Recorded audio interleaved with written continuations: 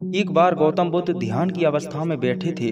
तभी उनके पास एक व्यक्ति आया और गौतम बुद्ध से बोला, मेरे जीवन में दुख ही दुख हैं। जीवन में बहुत चिंताएं हैं। मुझे कोई ऐसा उपाय बताएं जिससे कि इन समस्याओं का निवारण हो सके।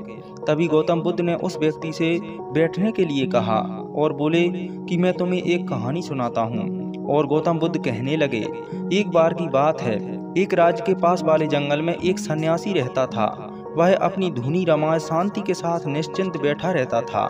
जो भी उसके पास बैठता था उसका मन भी शांत हो जाता था। उस सन्यासी की शांति लोगों को अपनी ओर आकर्षित करती थी। गांव के लोग जब भी कोई समस्या लेकर सन्यासी के पास आते थे तो वह शीघ्र उनकी समस्या का समाधान कर दिया करता था। उस सन्यासी की प्रसिद्धि पूरे राज्य में फैल चुकी थी। धीरे धीरे यह बात राज्य के राजा तक जा पहुंची। एक दिन राज्य के राजा उस सन्यासी से मिलने उसके पास पहुंचा। सन्यासी की आंखों की करुणा, शब्दों की मिठास और अद्भुत शांति ने राजा का मन मोह लिया। अब तो राजा राजकाज के काम से वक्त निकालकर रोज सन्यासी से मिलने आया करता था।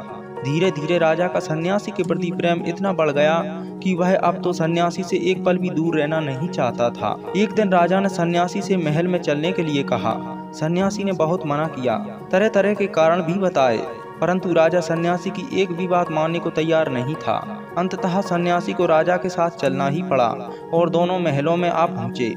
राजा सन्यासी को अपनी ही तरह सुख सुविधाएं देता। दोनों साथ भोजन करते, दोनों हमेशा साथ रहते थे। एक बार राजा सन्यासी को साथ लेकर शिकार खेलने के लिए गया।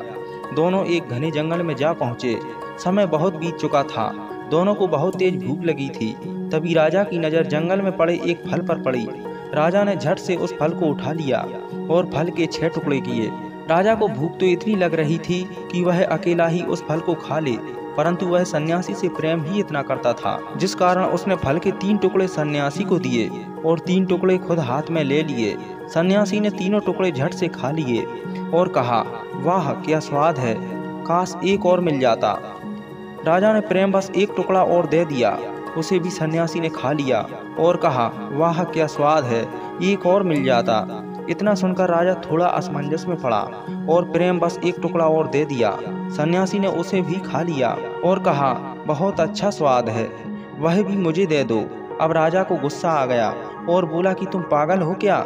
मैं भी सुबह से तुम्हारे साथ हूँ, मुझे भी भूख लगी है, क्या तुम मुझसे बिल्कुल भी प्रेम नहीं करते हो? तभी सन्यासी ने राजा के हाथ से उस फल के टुकड़े को छुड़ा लिया। राजा बोला कि तुम सारी सीमाएं लांघ रहे हो, और राजा ने फिर से उस टुकड़े को सन्यासी से छुड़ाकर झट से अपने मुंह में रख लिया। तभी राजा को एहसास हुआ कि वह फल कड़वा जहर है जो जीभ पर रखते ही अपनी कड़वाहट दिखा रहा है। राजा ने उस टुकड़े को तुरंत थूक दिया और बोले कि फल इतना कड़वा है तो तुमने मुझसे शिकायत क्यों नहीं की? तभी सन्यासी बोला कि तुम्हारे हाथों से कई बार इतनी मधुर स्वादिष्ट फल खाए, यदि एक बार कड़वा फल मिल भी जाए तो उसकी शिकायत करना मैंने उचित नहीं समझा। यह सुन राजा ने सन्यासी को गले से लगा लिया।